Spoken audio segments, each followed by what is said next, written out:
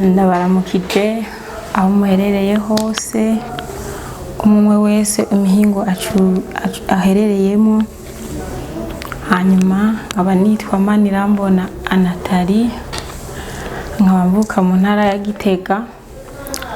Ndabibutse kandi ko intara ya Gitega ariyo ntara iri hagati na hagati muri iki gihugu cyacu cy'u Burundi. Kuko amakuru nje kubayagira kuri uyu munsi mwebwe muriko muradukurikirana ni inkuru yerekeranye n'akahise ku Burundi.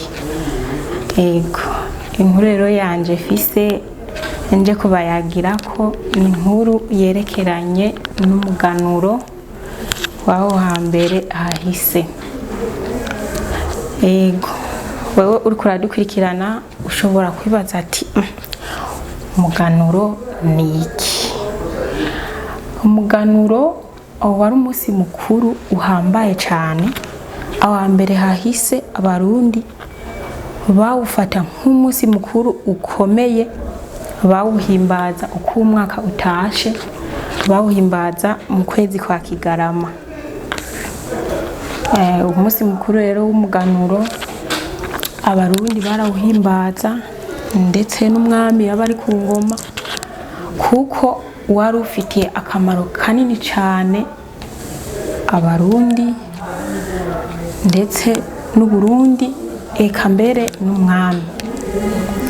Umuganuro rero wari ufise akamaro kanini gose, kuko ku munsi w'umuganuro niho umwami yahezagira imbuto, gutyo ibiba rikabona gutangura.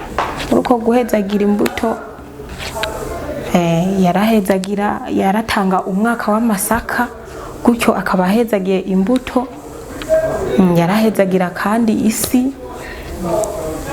Kuri uwo munsi nyine w'umuganuro niho umwami yagabira abarundi. Mu kugabira abarundi rero umwami uti vyagenda gute? Umwami kuri uwo munsi yararaba abantu bakoze gusumba abandi, akaba aribo agabira. Ku munsi w'umuganuro kandi wabara akaryo keza ko kunywanisha abarundi ku mwami, eka mbere n'abarundi baba bajejwe amabango n'amabanga ibwami bararonkeraho akaryo ko guhwana bakamenyana, nk'abasangiye imyuga bakamenyana. Hariho imyuga y'abapfumu, imyuga y'abavumbi. Abo bose kuri uwo munsi w'umuganuro niho baronkeraho akaryo ko guhwana hamwe bakamenyana. Murumva rero mwebwe muriko muradukurikirana ko umunsi w'umuganuro, umuganuro wari ufise akamaro kanini cyane ku Barundi, ku Burundi, ndetse no ku mwami. Ku mwami naho byari bimufitiye akamaro cyane, kuko umwami ku munsi w'umuganuro yarashobora kubona abaganwa bakimuyoboka. Ko ku munsi w'umuganuro umuganwa atashobora kurenguka ibwami, umwami yafata ko yiyonkoye ku mabanga yiwe. Niho rero yacafata umwami akamubogoza mu karere yaba aherereyemo, yaramushinze gukurikirana. Murumva ko byari ibintu bifitiye akamaro cyane Burundi, abarundi, ndetse n'umwami ku munsi w'umuganuro. Ku munsi w'umuganuro rero hariho abantu batahara, hariho abantu baba bafise ibikorwa bajejwe bakora, novuga ati bari ntasubirizwa. Hariho abo bita abagenda. Abagenda rero bari bajejwe kurarira akagenda. Nibo kandi baja guca icarire cyo gusasira akagenda. Ku munsi w'umuganuro nibo bari bajejwe gusegura kagenda. Aho rero uti kagenda ntaco ni iki? Ni ukuvuga ibwami hariho ingoma zaba ibwami, kandi hantu zigera ziba zaba ibwami. Izo ngoma rero yariyo kagenda, hariho Rukinzo, hariho Ruciteme na Rurimi. Ingoma ya Kagenda rero ikaba ifise amateka yayo. Ingoma ya Kagenda cari ikintu gikomeye cyane, nko kuri Ntare Rushatsi nobabwira ko agiheza kwimikwa nico kintu ca mbere yaciye ashiraho, niwe yatangujeho iciswe ingoma. Mukaca munamenya kandi ko Kagenda niyo ngoma ya mbere, niyo ngoma ya mbere yatanguye kubaho muri iki gihugu cacu c'u Burundi, ishizweho nande na Ntare Rushatsi Cambarantama. Ingoma rero ya Kagenda yari ifise ayandi mateka, nukuvuga yasohoka mu biringo bibiri gusa. Yasohoka ku munsi wo kwimika umwami, ikongera igasohoka ku munsi w'umuganuro gusa, ibiringo bibiri gusa. Ingoma nayo ya Rukinzo, ingoma ya Rukinzo yoyo yasohoka imisi yose, nk'imisi yose mu gatondo barayisohora, niyo bavuga ko yavyura umwami ndetse n'abo baba basanzwe baba ngaho ibwami. Ingoma rero nayo Ruciteme na Rurimigwa nayo yari ifise amateka yayo nayo nyene. Iyo ngoma, izindi ngoma zozo mu kuzibika bazibika bazikikamitse, ariko yoyo mu kuyibika bategerezwa kuyibika bayirabisha ku muryango w'ingoro. Ivyo vyari ibintu bigenda biranga ingoma, buri mwimwe yose yari ifise ikiranga n'ikitandukanya n'iyindi. Ati izo ngoma rero byari bimeze gute, zabikwa gute? Hariho ibibanza vyazo, kuko ibwami hariho ibibanza novuga bitatu. Hariho ikibanza citwa intangaro, ico kibanza nico cabikwamwo ingoma. Hariho ikibanza bitwa ingoro, ico kibanza bitwa ingoro naco cari gifise akamaro, nico cari kigabaguyemwo ibindi bibanza. Nukuvuga hariho ingoro y'ingoma, hariho ingoro y'umwami, eka ndetse nico kibanza ca gatatu no kwita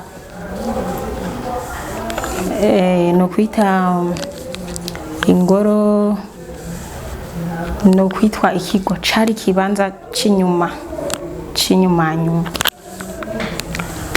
Aho rero munkurikirane ndacabayagira umuganuro, ndakwemeranya neza uri kurankurikirana ko uza kuva ngaha utahuye icitwa umuganuro.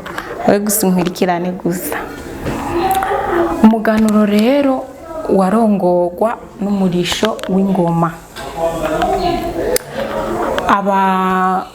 Abavuzi b'ingoma baseruka bava mu mihinga itandukanye bagana ibwami. Muri ico gihe haba hari isinzi ry'abantu baba baje kurorera ivyo birori vy'uwo munsi. Nukuvuga abantu basidukana n'iyo nka baje kuraba aho umwami agira iki, aganura. Nabivuze mu ntango ko umwami yaganura buri mwaka, uko umwaka utashe mu kwezi kwa Kigarama. Ukuntu rero vyaca bigenda, bamaze kuza n'imirisho y'ingoma, umwami we yaba yategekanije ku kirimba iwe, ku ngoro iwe, ico bita imfizi z'umuganuro. Izo mfizi rero z'umuganuro niho havamwo ibimasa. Ivyo bimasa bavyitwa indagara. Ivyo bimasa byava mu mfizi z'umuganuro bavyitwa indagara. Izo ndagara rero nizo zabafasha gusuzuma ko umwami yerera Uburundi n'abarundi. Tukiraho nyene ku bapfumu b'umuganuro, abapfumu b'umuganuro bagabwa n'uwo bita umushikirangoma. Umushikirangoma rero yategerezwa kuba ava mu nda y'ingoma, yashobora kuba mwene wabo cyangwa se wabo w'umwami yaba ari ku ngoma, niwe yaronka uburenganzira bwo kwitwa iki, ko kuba ari umushikirangoma. Abashikirangoma rero barahabaye bagiye batandukanye, nko kuri Ntare se wa Mwezi Gisabo hari uwitwa Rwasha na Ndivyariye. Kuri Mwezi Gisabo naho bari abahungu biwe batatu, hari Serushanya, hakabaho Ntarugera, hakabaho na Nduwumwe, hakabaho n'umupfumu wa Mwambutsa bitwa Bakare. Umushikirangoma rero yategerezwa kuba ari umuntu akomeye, ajejwe amabanga nawe nyene akomeye ku ntwaro ya cami. Kuri ivyo vyerekeranye n'umuganuro ndiko ndabashikiriza, turiko turagani ndiko ndabayagirako. Rero hari abo bitwa abaganuza rero nabo nyene bari bafise igikorwa gihambaye ku munsi w'umuganuro. Ni ukuvuga abaganuza bamenya ko igikorwa cyabo kigeze mu gihe bumvise abapfumu b'umuganuro bavuze ko indagara zeze. Bavuze ko rero indagara zeze, Imana yaba yereye umwami n'Uburundi.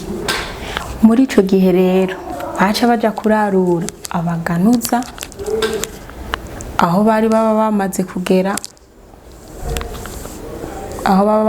kugera mu kigabiro ku Muhozagare, mu kigabiro c'inganzamarumpu.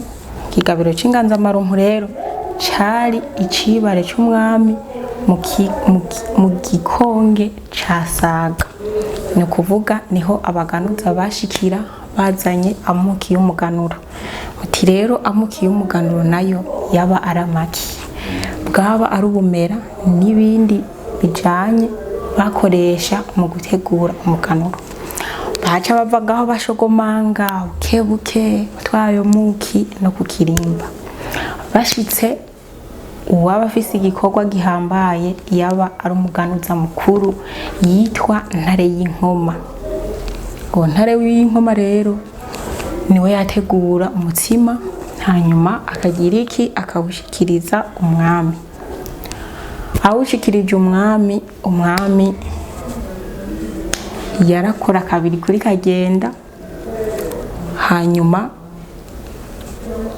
impundu zikavuga, agashikiriza ijambo. Umwami rero yashikiriza ijambo agira ati: tugira amahoro, umwaka mwiza wawuntegeyemo, akawutegeramwo Abarundi, arakicwa n'akagenda. Mwakoze rero mwebwe mwese mwakurikiranye iyi nkuru yanje yerekeranye n'umuganuro.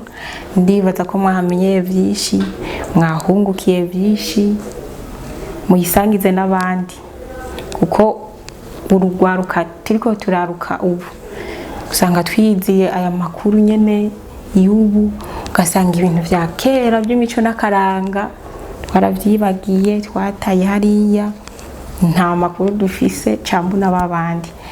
Rero muyisangize abandi, mugire partage, subscribe, kugira ngo buri muntu wese ashobore kumenya amakuru yerekeye iki umuganuro. Murakoze rero, nawe ubutaha.